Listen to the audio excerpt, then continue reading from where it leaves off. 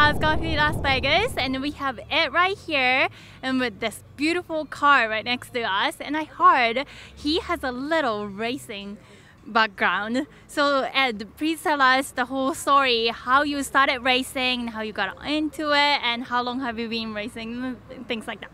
Well, my dad used to be a mechanic on race cars in the 30s. And of course I was a little kid, and he had an engine build shop, and that's where I learned how to, I was 12 years old and I knew how to work a Van Norman boring motor. And then in my first drag race was in 49 or 50 at Half Day, Illinois. Andy Granatelli, he opened up a Nike site. No guardrails, 10,000 people. And I had a 40 Ford, and I think I went 78 miles an hour at that time. And then after that, I went to Aeronautical University for a couple of years, and I'm a Korean veteran. I went into Air Force, and I flew on C-119s as a flight engineer. And then when I got out, I got back into racing, and I was the chief mechanic on the Michaels Offenhauser, and I ran in USAC for 3 years.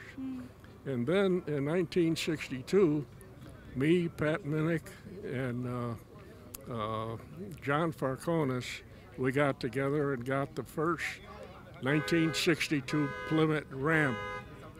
And we won 31 out of 3 events that year.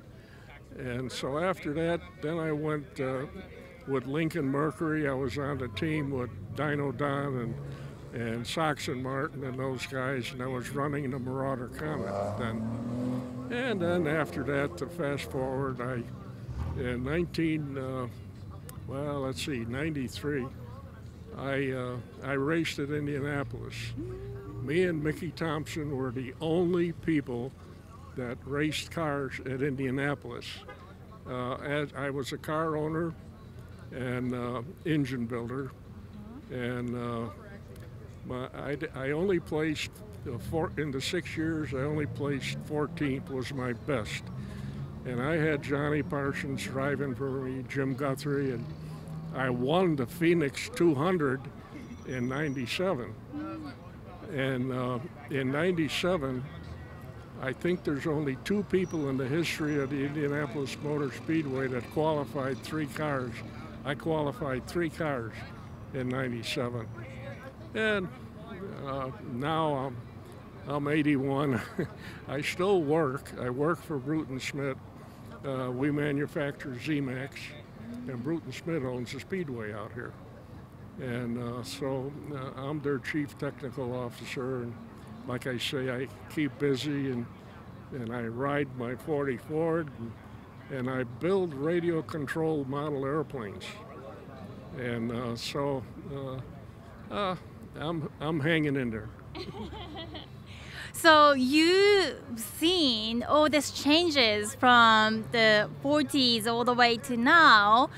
Do you have any thoughts about how this racing scene changed in America? Okay. Austin Coyle's a personal friend of mine.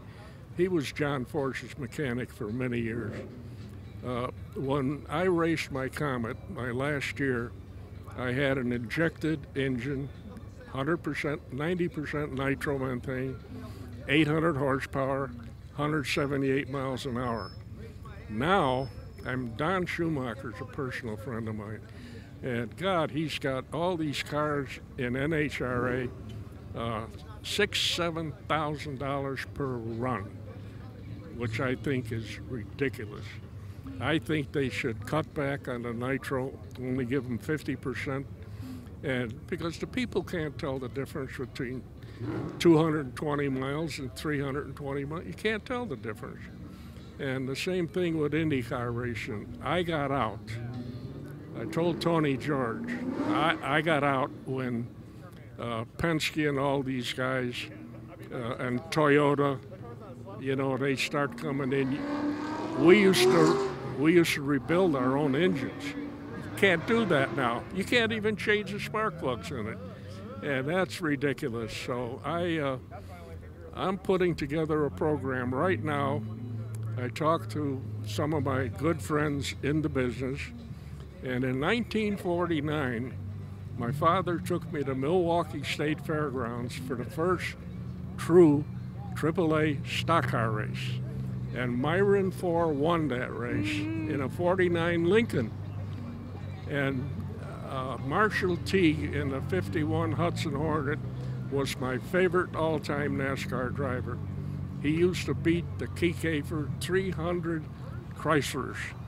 And so anyway, I'm going to make a proposal to some of the top guys in NASCAR that why don't you take a Wednesday night and get all cars, stock cars, 250 horsepower, put a little camber in the right front wheel, put good wheels on it, roll bar, put a number on them, and have a real stock car race. I think you'll get a lot of people who drive those cars. Right now, they're tubular, they don't even represent Ford, Chevy, or whatever. And Toyota's putting a lot of money in NASCAR, and they're winning all the races because they're putting millions in their program. And it's almost like NHRA with Don Schumacher and these guys winning all the races, you know. See, you gotta get it back so the little guy can get back into the program.